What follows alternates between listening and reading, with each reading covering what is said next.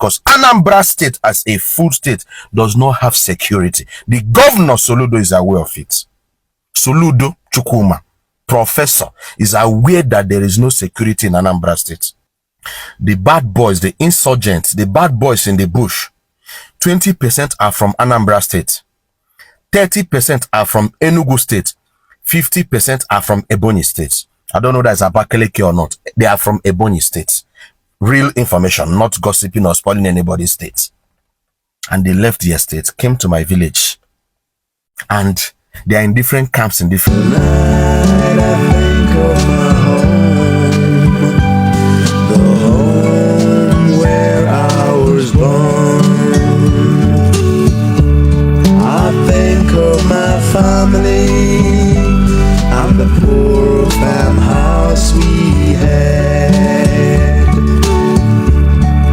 There in my home. Hello everybody. Once again, this is Fred Nwankwo coming to you from our studios in Chicago with another edition of Bold Talk on Island TV. And as usual, I like to say good morning, good afternoon, and good evening to you, depending on where you are around the world.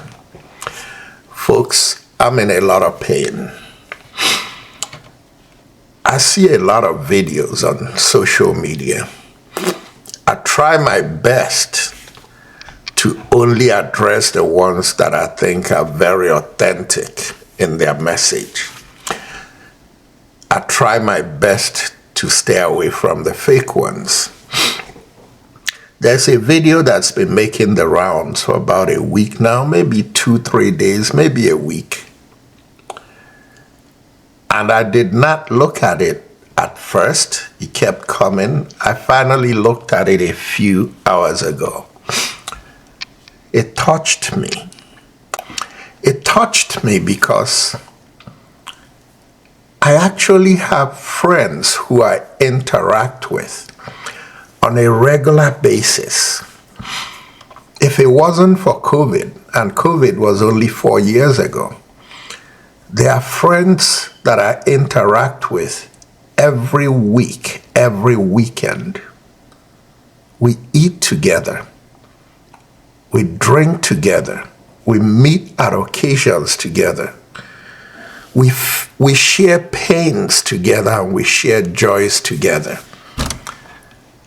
And these friends, I wouldn't mention their names in Chicago, are from the town that this video affects. And what's going on in that town over the last 3 years especially is tragic, it's shameful, it's an embarrassment to every person who calls themselves Nigerian. Igbo say that nebulo ozu onye ozo dike ebuku nko, which means that when you're carrying somebody else's dead one, or when somebody is carrying their dead one and trying to bury, people looking on from the outside look at it like if they are just carrying a log of wood. What's going on in this community truly touched me, because that video tells my story, even though my story is not as dramatic and as tragic as the story in that video. That video tells my story because I don't know if you guys know it, but I'll say it in Igbo language. Osuso na agbawankpi kama ji na-ekwe ka ahụ ya osuso. It translates into the he-goat sweats, but because of the fur around the goat, you don't see the sweat. I have been sweating since I started my mission to live the rest of my life telling the story about the tragedies and atrocities and malpractices that I see in my country, Nigeria. My friends keep going home and coming back. It's been 2 Christmases now since my friends have gone home and had a lot of fun in Nigeria and came back to America. Many of them don't know that I cannot go to Nigeria. Some of them tell me, why shouldn't you go to Nigeria? It's no big deal. You're not the only one doing these stories about what's going on under Bola Ahmed Tinubu. And I respond to them and say there is a very good possibility that Bola Ahmed Tinubu and his cohorts in Nigeria don't know anything about me and don't give a damn about what I say. But I honestly don't want to find out if they do. I say that on the note that what I respond to them when they say that I say again in Igbo proverb, "Oh shishi, kana wana na bibwe, okwuru na-eche." It is a tree that you tell that you're coming to cut it down, and it stands there and keeps waiting for you. In other words, I don't want to find out what could happen if I arrive at Muritala Mohammed Airport. But with that said, I also want to say that I hope Bola Ahmed Tinubu and his people around him really don't take what I say personally. Bola Ahmed Tinubu simply happens to be the face of corruption in Nigeria. Bola Ahmed Tinubu may not be the most corrupt person in Nigeria today. I'm not talking about the Babangidas and the Abachas and what they did in the past. I'm talking about the present core of leaders in Nigeria. Bola Ahmed Tinubu may be the face of corruption because uneasy lies the head that wears the crown. But Bola Ahmed Tinubu may not be the most corrupt Nigerian. Bola Ahmed Tinubu simply happens to be living in a very corrupt country where he happens to have access more than everybody else to do whatever he likes. And I think the only reason Bola Ahmed Tinubu's corruption is more amplified than all the other corrupt Igbo people and corrupt Fulani people and corrupt Yoruba people and corrupt Edo people, corrupt Kanuri people, TV people, Edoma people, Efik people, all other Nigerians. The reason Bola Ahmed Tinubu's case stands out is that, one, he's the president. How can somebody so corrupt become president? And two, because drug dealing may be the highest level of corruption besides evidence that somebody is a murderer. Speculation that somebody killed somebody is not enough to amplify them as hugely bad, except they are caught with evidence and are found guilty for killing. Drug dealing happens to be the biggest thing people look at when it comes to crime, criminal activities, and all that. And the reason Bola Ahmed Tinubu's is so emphasized in my shows is, number one, he stole the presidency of Nigeria. He became the president of Nigeria, and he has drug indictment and certificate forging indictment, not indictments, but accusations. I say this to say to Bola Ahmed Tinubu, I don't say anything against you that's a lie. I'm hurting that I cannot come to my country because I'm scared that you don't want people to say what you're doing wrong and to hush them up. You're going to round them up and put them in jail and maybe torture them in jail and all that. But all this stuff I'm saying is to set the tone for what I want to talk about today. Today I want to show you a video that it's a 9-minute video that really touched me. And it made me say, let me come and make an appeal to Nigerians, starting with Bola Ahmed Tinubu, followed by every person who hates Igbo people in Nigeria.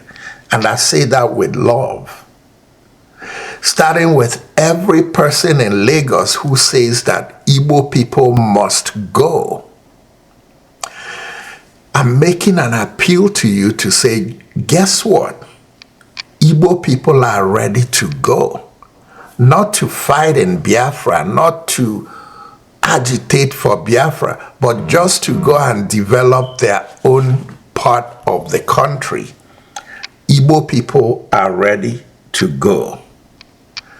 But is Nigeria willing to assist Igbo people to regain security, a sense of security in their region? Every person in Lagos who is sick and tired of Igbo people should listen to this appeal I'm making. Every Nigerian who hates Igbo people, you're welcome to do that, should listen to this appeal I'm making and assist Igbo people to secure their part of the country. What Igbos are going through with insecurity is not because Igbos are less able to fight security.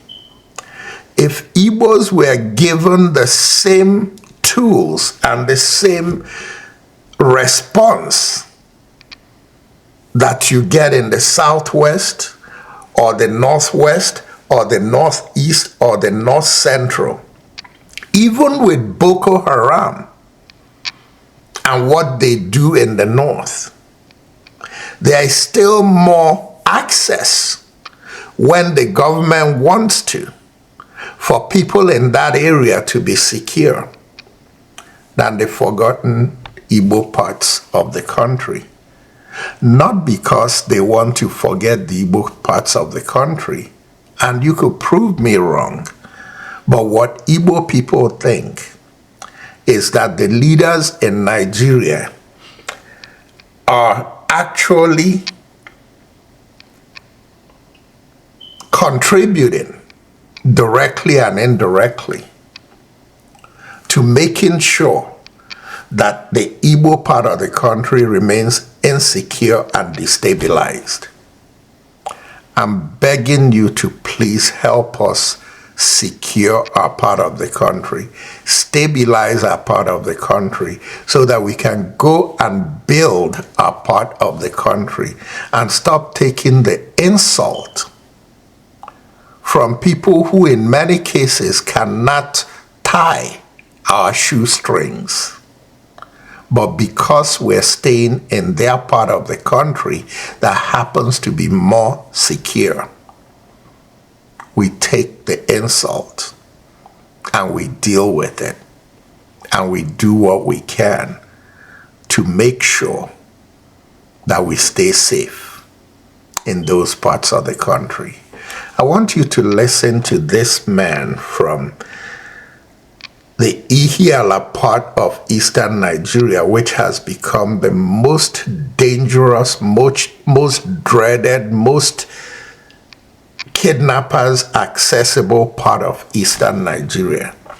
His story is very, very, very heartbreaking. And I chose to share his story in this episode of My Story. Please don't click out. Take time and listen to this man's plea. How are we doing so far? If you see value in what we do, please share, please subscribe, please like, and most of all, please leave a comment.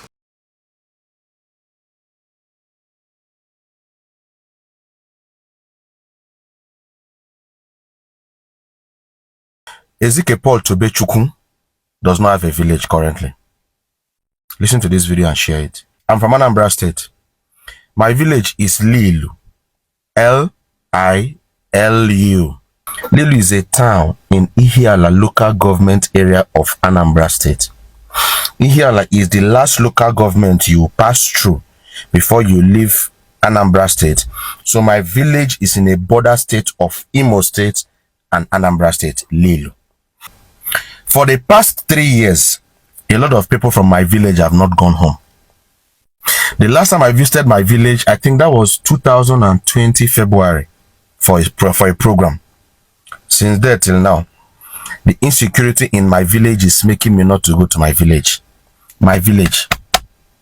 We talk say if you get problem for outside, you go run go your village. Right now, no get village. All these risks what they take, they talk about people. My village now, they under siege. No, when they talk of kidnapping, insecurity in Anambra State, I'm coming in another video because Anambra State as a full state does not have security. The governor Soludo is aware of it. Soludo Chukwuma, professor, is aware that there is no security in Anambra State. I'm coming with proof in another video, but make I talk about my village first. Charity begins at home. Some time ago, we buried my grandmom.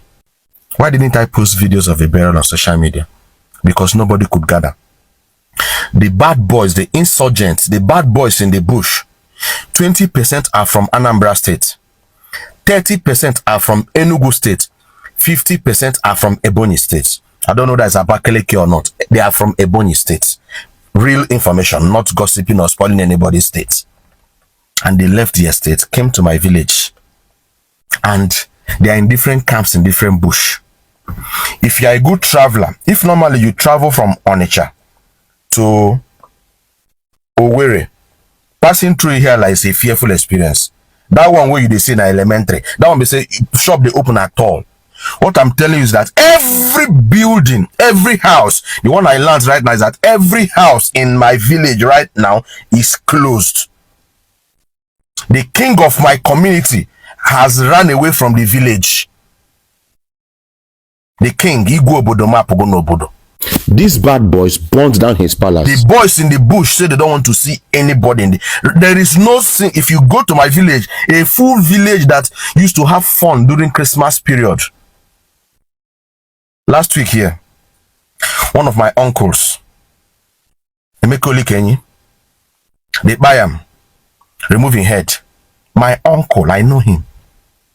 The guy, they try make peace, no peace. They catch him. I can't play some videos here. Maybe I am going to drop, these are sensitive videos. We carry Aurora and some things. I'm going to drop some videos in our WhatsApp channel. Let the video go there. I cannot post it on Facebook or Instagram or TikTok or YouTube because of community standard. I know get village as I did so. If you want to, nobody have done marriage in my village for the past 3 years. Nobody. If you want to marry again now from my village, they go need. Have you people wondered sometimes why some rich men they carry their wedding, marriage, burial out from some part of Anambra State into Oka, Onitsha, Asaba? Have you wondered? This is the reason. I don't know why they are not doing anything about it. The politicians are quiet. The big business moguls are quiet. I am speaking so that they can take action. You can't keep on running on from your village. You can't keep on developing other people's town and village, and your village is a desert.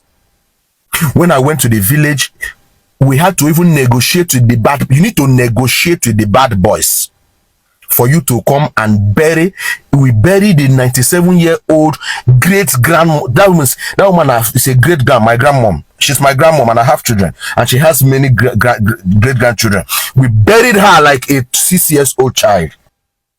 Lilu needs your help. Lilu needs your interference. Governor Chukwuma Soludo, there is no growth and development in the midst of insecurity. You cannot be the governor of a state and strangers come into your state and chase away the indigenes of a state from their house. It's unheard of anywhere. Thousands of people from Lilu, they didn't come home for Christmas. They've not been coming home. For how long are we going to continue to allow this happen? If you are from Anambra State, who will quickly low but tomorrow? You cannot be a leader of a place and the people from that place don't even have a home of their own. No election can they get to vote? The last two key things that this young man said were, If you're from Anambra State, it may get to your town tomorrow. So don't ignore this and think it's out there. Then he also said, when the election time comes, if people are running away from their hometowns, who is going to vote? Those are serious food for thought. But I want to go back to what he said about if you're from Anambra State, it may be you tomorrow. Sometime in the early 2000s, when Peter Obi was governor of Anambra State, when kidnapping started in the creeks of River State, they were kidnapping expatriates or oil workers. When it left the creeks, it came to Anambra State. Anambra was the first den of kidnapping in the southeast. I remember vividly that people from Imo and Abia and Ebonyi and Enugu, I think more like Imo, Abia and Ebonyi, were saying that it's an Anambra problem, an Anambra people. I bring this up to say that when Peter Obi brought kidnapping under control in Anambra State and they left Anambra, they made a very brief stop in Imo State, but they settled in Aba. And for the next 6 months, Aba was a no man's land. Banks were closed, businesses were closed, people deserted Aba for 6 months. I know vividly because I have friends who are from Ngwa who traveled home during that period and spent 4 weeks in Lagos. They had mansions in Ngwa. They spent 4 weeks in Lagos and Abuja and any place else, and they did not go to their villages. I say this to say to all Nigerians, not just Igbos, let's not take this Lilu problem lightly and leave it as a Lilu problem. Let's address it as a Nigerian problem. And I also say this to people like Anambra and Lilu who are now complaining now. This is what people in Zamfara have been going through since Boko Haram started. But we all Nigerians treat it as a Zamfara problem and Northwest or Northeast problem. If problems are not nipped in the bud, if all of us don't come together and solve problems when it affects one person, ultimately it's going to affect all of us. When people in the Southeast have been complaining about herdsmen for so many years, people in the Southwest did not take it seriously. Now the herdsmen problem is also going on in the Southwest. Southwest seems safe right now from a kidnapping standpoint. Not completely, but safer than the Southeast. If we don't all solve the problem in the Southeast, it's going to come to Southwest. It's going to go to Abuja. It's going to go to Uyo. It's going to go to Calabar. It's going to go everywhere. A word is enough for the wise. Ladies and gentlemen, once again, this is Fred Nwankwo coming to you from our studios in Chicago with another edition of Bull Talk on Allen TV. And until next time, good night and God bless. Tonight I think of my home, the home where I was born. I think of my family and the poor farmhouse we had.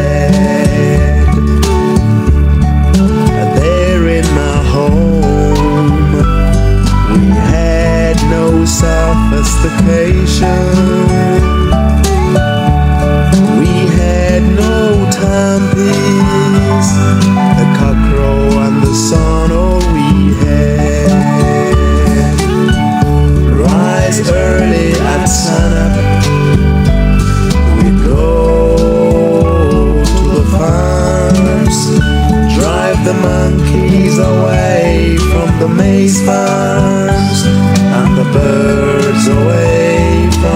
always find